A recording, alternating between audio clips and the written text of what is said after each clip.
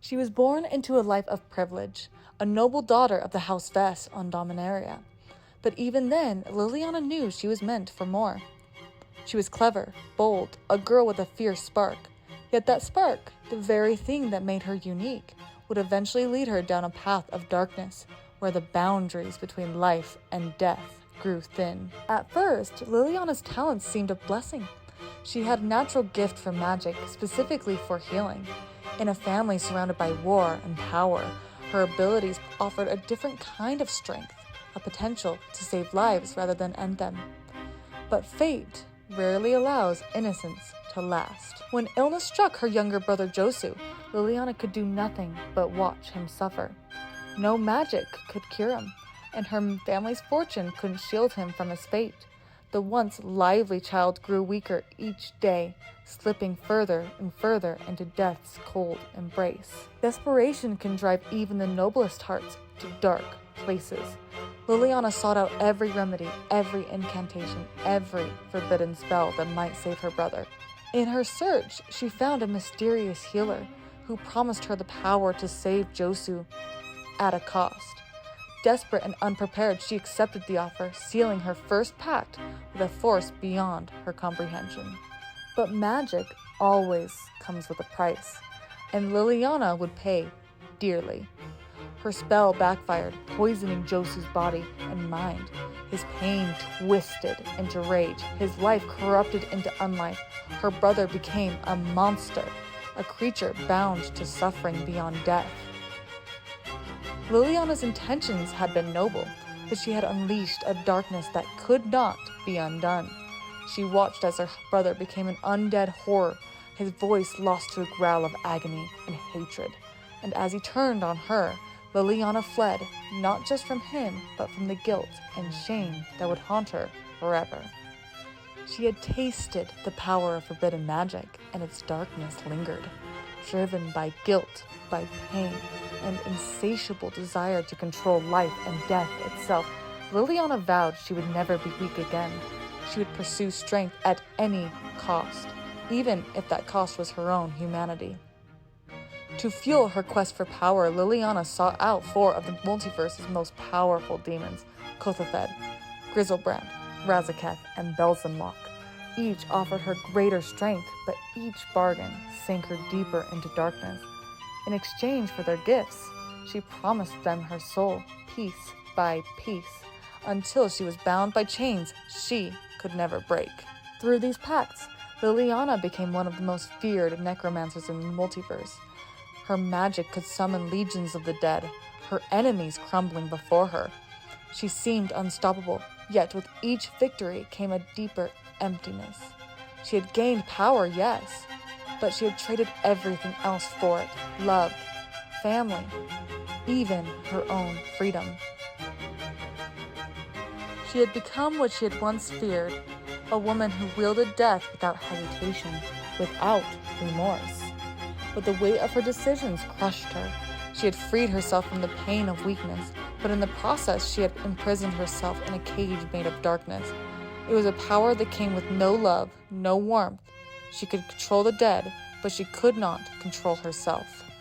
During her travels on the plane of Innistrad, Liliana encountered a powerful artifact, an ancient relic known as the Chain Bell.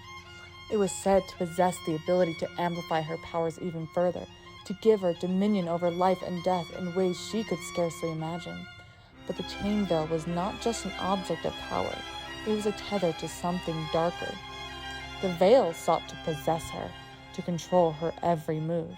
At first, Liliana thought she had found the key to ultimate freedom, the final piece of her ascension. But she quickly realized it was a prison of a different kind, one that would take more from her than the demons had. Once the Chain Bell was in her possession, Liliana found herself bound by it, her actions no longer entirely her own. It whispered to her, urging her to cast even more dangerous spells, to stretch the limits of her necromantic powers. The artifact fed on her, fueling her ambitions, and turning her into something even more dangerous. It was then that Liliana realized her pursuit of power had not only cost her her humanity, but had also placed her soul in jeopardy once more. Despite the control of the Chain Veil and the demons who still sought to claim what remained of her soul, Liliana rose up against them. It was not out of love or compassion, but out of a hunger for true freedom. Freedom from the bargains that had bound her for so long. She hunted down the demons who corrupted her, facing Clothethed, Griselbrand, and Rezaket one by one in a brutal struggle. The battles were long and grueling, but Liliana would not relent. She had learned over time that the only person she could trust was herself. The demons, once so powerful, fell before her might, their contracts shattered and their influence broken. The victory was bittersweet, for it did not restore what she had lost, but it gave her something far more important: freedom. For the first time in years, Liliana was truly in control of her own fate. The demons were gone, their influence erased, but the scars they left behind would never heal. Just when Liliana believed she had finally freed herself from the chains of her past, a new, more dangerous force appeared: Nicol-Bolas, the Elder Dragon. He, too, saw value in Liliana's power and, with his manipulative cunning, forced her into service. Bolas promised her greater strength, more power than she could even imagine, if only she would aid him in his plans.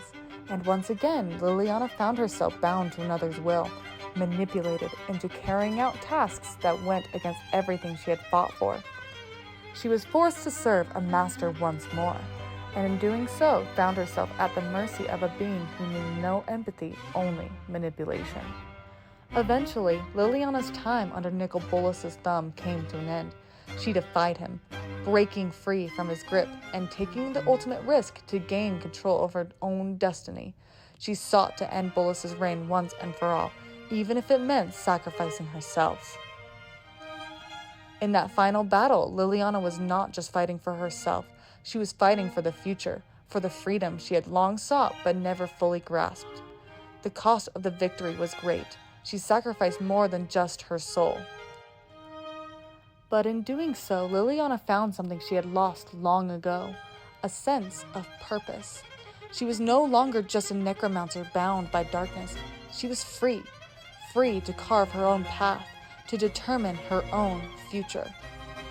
However, even after her triumphs, Liliana remains a solitary figure, carrying the burden of her past decisions. Her heart, once filled with ambition and dreams of power, is now marked by the ghosts of those who she lost: her family, her humanity. Perhaps someday she will find peace, but for now her journey continues as she walks alone.